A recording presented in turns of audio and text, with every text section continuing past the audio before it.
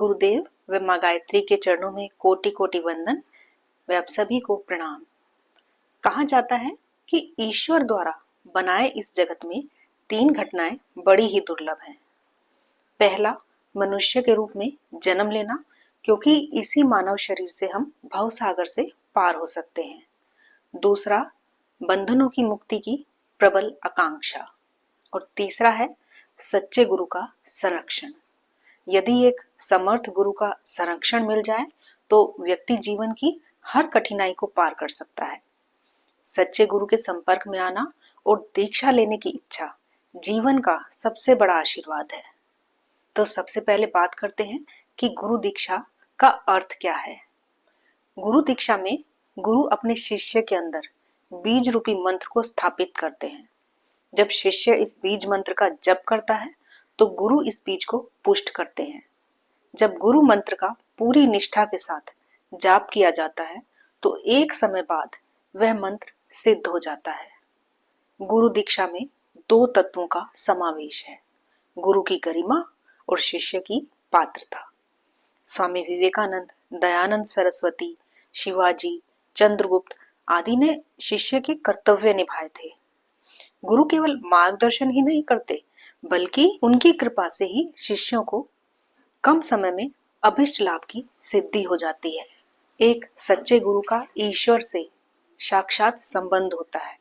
ऐसा गुरु जब अपनी आध्यात्मिक ऊर्जा का कुछ अंश एक समर्पित शिष्य को हस्तांतरित करता है तो यह प्रक्रिया गुरु दीक्षा कहलाती है। दीक्षा द्वारा गुरु अपने पुण्य तप का अंश शिष्य के अंतःकरण में आरोपित करके उसे अंधकार से प्रकाश की ओर ले जाता है। गुरु वह आधार है जिसके सहारे शिष्य अपने सीमित आत्म चेतना को विराट चेतना से जोड़ने और उस परमात्मा तक पहुंचने में सहायता करता है। गुरु ही शिष्य को परमात्मा रूपी मंजिल तक पहुंचाता है। वास्तव में गुरु द्वारा दी गई दीक्षा से शिष्य के देखने की दृष्टि बदल जाती है। गुरु ही जीवन में आकर साधक की रिक्तता को पूर्णता से भरता है। विद्यार्थी कितना ही मेधावी हो, बिना टीचर के अपने बलबूते पर विद्या अध्ययन नहीं कर सकता। उसे उस मार्ग में गुरु की आवश्यकता पड़ेगी ही। मंत्र साधना के लिए भी गुरु का होना आवश्यक है।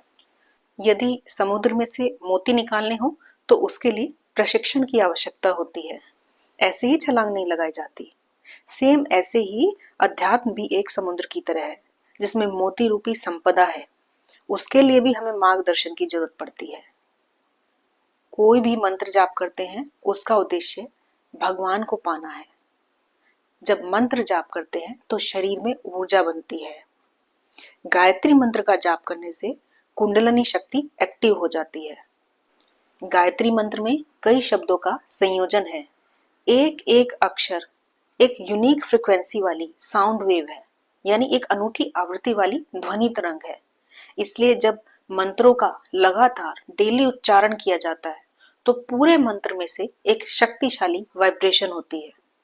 मंत्र की शक्ति जागृत होने लगती है और उससे शरीर में ऊर्जा बनती है और कई बार साधक ऊर्जा को संभाल नहीं पाता, इसलिए गुरु की आवश्यकता पड़ती है।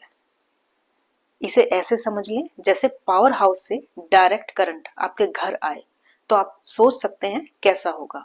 और पावर हाउस और आपके घर के बीच ट्रांसफार्मर है तो घर में वोल्टेज ठीक आएगी। ठीक ऐसे ही यदि गुरु बीच में है तो उस ऊर्जा को गुरु संभाले रखते हैं।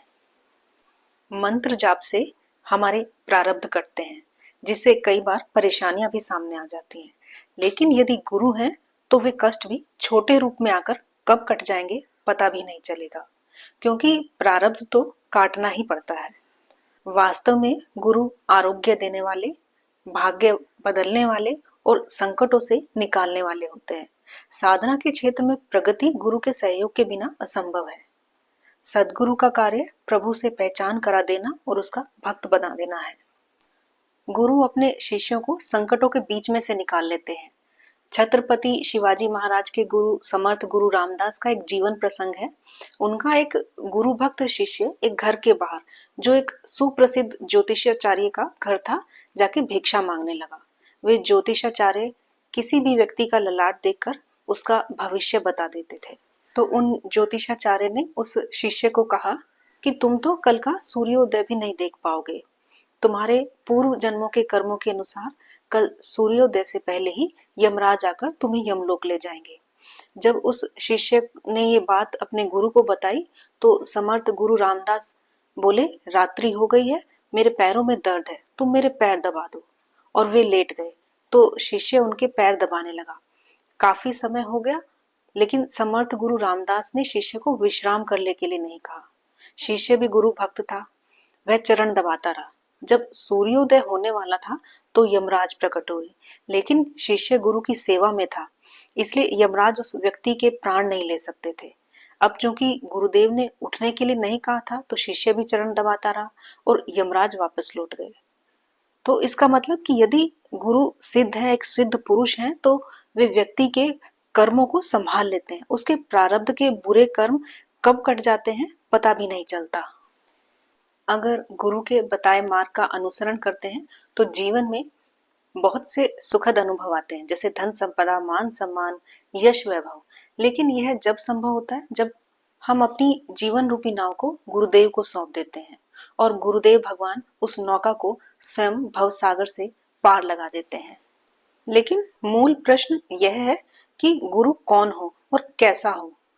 गुरु वही है जिसने आध्यात्मिकता को आत्मसात कर लिया हो, जो विषय और आसक्ति से रहित हो, ज्ञान, ध्यान, तप में लीन हो, जिसने उस मंत्र की साधना की हो, जिसके संभाषण से, जिसके चिंतन से, जिसके दर्शन से हमारे अंदर की असत्य वृत्तियों का नाश होने लगे, वही गुरु है। यानी हमारा अंतःकरण ही हमें बता देगा कि हमारा गुरु कौन है। गुरु दीक्षा गुरु परंपरा से लेनी चाहिए, यानी वे लोग जिनके पास गुरु की वंशावली है। जैसे सबसे पहले एक व्यक्ति ने साधना शुरू की और कुछ लक्ष्यों को प्राप्त किया, फिर उसने इसे अपने शिष्यों को सिखाया और उन्होंने अपने गुरु के नाम पर शिक्षा देना जारी रखा। फिर अगले, इस तरह गुरु परंपरा चलती है, क्योंकि वह मंत्र गुरु द्वारा सिद्ध किया हुआ है और फिर बार बार इस मंत्र को दोहराया जा रहा है, तो यह मंत्र और भी प्रभावी हो जाता है और साधक को सिद्धावस्था में पहुंचाने में सक्षम होता है। वैसे तो आध्यात्मिक यात्रा में सदगुरु को अन्य गुरुओं की तरह चयन नहीं करना पड़ता। अन्य गुरु जैसे बच्चा ट्यूशन जाता है तो पेरेंट्स डिसाइड करते हैं कि कौन सा टीचर अच्छा पढ़ाता है तो उसी के पास बच्चे को भेजेंगे। साधक के जीवन की आध्यात्मिक बेचैनी, उसकी परमात्मा को पाने की तीव्र अभिप्सा देखकर सदगुरु शिष्य तक खींचता चला आता है। स्वामी विवेकानंद, वीर शिवाजी जैसे असंख्य उदाहरण हैं जिनके द्वार पर गुरु ने स्वयं दस्तक दी है, क्योंकि सच्चा शिष्य सदगुरु को भी चाहिए। वह शिष्य की आत्म ज्योति पकने तक प्रतीक्षा करता है और जिस क्षण शिष्य आध्यात्मिक परिपक्वता तक पहुंचता है, गुरु शिष्य का वरण कर लेता है। लेकिन कई बार व्यक्ति की परिस्थितियां, समय ऐसा होता है कि दीक्षा लेना चाहते हुए भी ले नहीं पाता। ऐसे में मानसिक दीक्षा ले सकते हैं। अगर आपने हृदय से गुरु मान लिया है तो आपका और गुरु का संबंध बन गया है। गुरु आपका कोई भी हो सकता है, क्योंकि गुरु एक तत्व है, गुरु कोई व्यक्ति नहीं है। हमें केवल गुरु इसी जन्म का दिखता है, पर गुरु को हमारी अनेक जन्मों की याद है। हमें कब किस परिस्थिति में उन्होंने उबारा है, संभाला है, हमें याद नहीं, पर गुरु को सब स्मरण होता है। पूर्व के संस्कारों के साथ शिष्य की गहराई जानना, उसकी चेतनात्मक भूमि को समझना और आगे के जीवन का विस्तार तय करना गुरु का ही कार्य है। इसीलिए शास्त्रों में गुरु दीक्षा को आवश्यक बताया गया है। तो अभी इस वीडियो में इतना ही। वीडियो पसंद आए तो लाइक शेयर जरूर करें, व चैनल को सब्सक्राइब कर लें तथा बेल आइकन जरूर दबाएं ताकि आने वाली वीडियो की नोटिफिकेशन आपको मिलती रहे। आप सभी का धन्यवाद।